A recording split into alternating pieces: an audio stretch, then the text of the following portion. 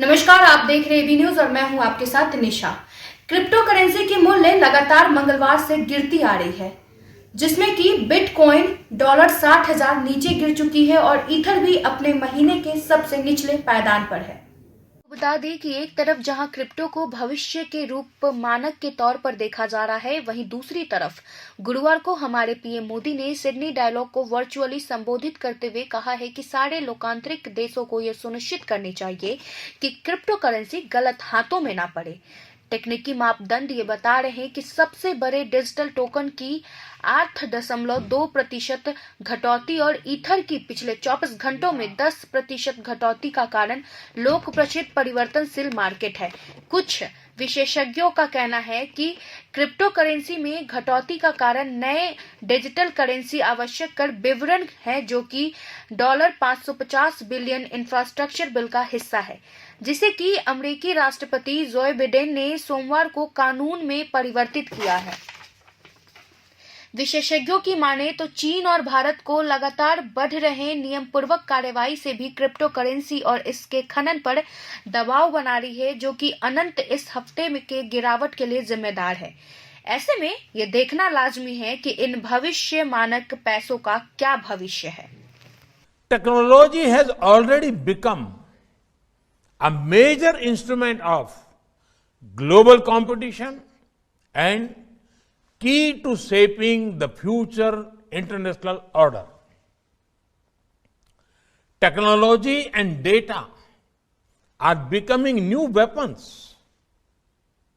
The biggest strength of democracy is openness. At the same time, we should not allow a few vested interests to misuse this openness. Friends, as a democracy and a digital leader, India is ready to work with partners for our shared prosperity and security. India's digital revolution is rooted in our democracy, our demography, and the scale of our economy. It is powered by enterprise and innovation of our youth.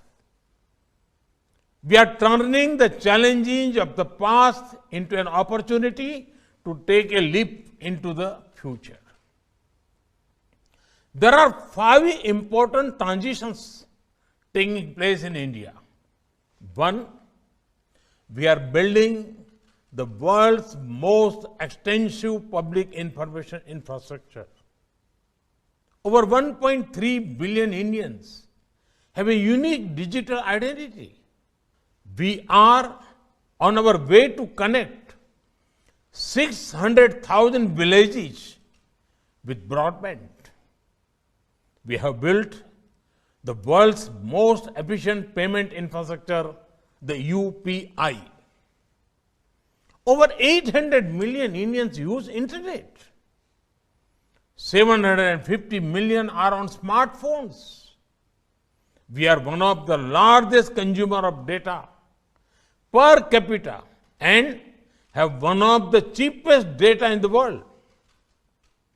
2, we are transforming the lives of the people by using digital technology for governance, inclusion, empowerment, connectivity, delivery of benefits and welfare. Everyone has heard of India's financial inclusion, banking, and digital payment revolution. Recently, we have used technology to deliver over 1.1 billion doses of vaccines across India's vast geography using Arogya Setu and CoWIN platforms. We are also building a national digital health mission for affordable and universal health care for our billion plus people. Our One Nation, One Card will deliver benefits to the hundreds of millions of workers anywhere in the country. 3, India has the world's third largest and fastest growing startup ecosystem. New unicorns are coming up every few weeks. They are providing solutions to everything from health and education to national security. 4, India's industry and services sectors, even agriculture, are undergoing massive digital transformation. We are also using digital technology for clean energy transition, conversion of resources, and protection of biodiversity. 5, there is a large effort to prepare India for the future. We are investing in developing indigenous capabilities in telecom technology such as 5G and 6G. India is one of the leading nations in artificial intelligence and machine learning, especially in human-centered and ethical use of artificial intelligence. We are developing strong capabilities in cloud platforms and cloud computing. This is key to resilience and digital sovereignty. We are building world-class capabilities in quantum computing. India's space program is a vital part of our economy and security. It is now open to innovation and investment for the private sector. India is already a major center for providing cybersecurity solutions and services to corporates around the world. We have set up a task force with our industry to make India a global hub for cybersecurity. We have the benefit of our skills and global trust. And now we are focusing on hardware. We are preparing a package of incentives to become a key manufacturer of semiconductors. Our production link incentive schemes in electronics and telecom are already attracting local and global players. To set up base in India, friends, the greatest product of technology today is data. In India, we have created a robust framework of data protection, privacy, and security. And at the same time, we use data as a source of empowerment of people. India has unmatched experience in doing this in a democratic framework with strong guarantees of individual rights. Friends, how a nation uses technology is linked to its values and vision. India's democratic traditions are old. Its modern institutions are strong. And we have always believed in the world as one family. India's IT talent helped to create the global digital economy. It helped cope with the Y2K problem. It has contributed to the evolution of technologies and services we use in our daily lives. Today, we offer our CoWIN platform to the entire world free, and made it open source software.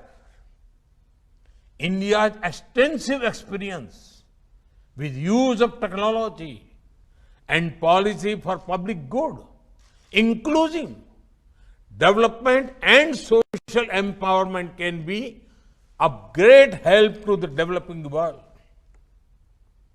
We can work together to empower nations and their people and prepare them for the opportunities of this century. That is also important for building a future of this world that reflects our democratic ideals and values. That is as important as our own national security and prosperity.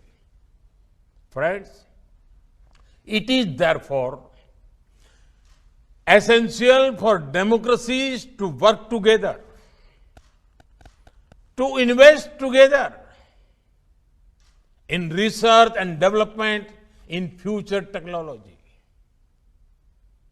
to develop trusted manufacturing base and trusted supply chains, to deepen intelligence and operational cooperation on cyber security, protect critical information infrastructure, to prevent manipulation of public opinions, to develop technical and governance standards and norms consisting with our democratic values, and to create standards and norms for data governance and for cross-border flow that protect and secure data.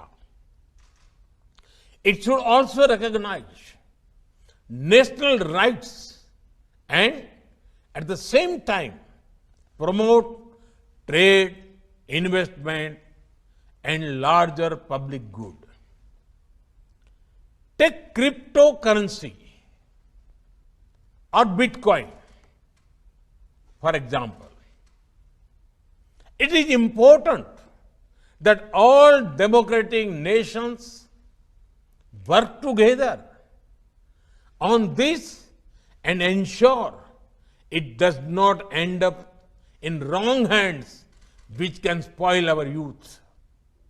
Friends, we are at a historic moment of choice, whether all the wonderful powers of technology of our age will be instruments of cooperation or conflict, coercion or choice, domination or development, operation or opportunity. India, Australia, and our partners in the Indo-Pacific region and beyond hear the call of our times. And we are prepared to rise to fulfill our responsibilities. I am confident that the Sydney Dialogue will be a wonderful platform to help us shape our partnership for this age and fulfill our responsibility to the future of our nations and the world. Thank you. Thank you very much. और ऐसे ही खबरों के लिए हमारे साथ बने रहें और अगर आपको हमारा वीडियो पसंद आए तो लाइक, कमेंट, शेयर और सब्सक्राइब करना ना भूलें।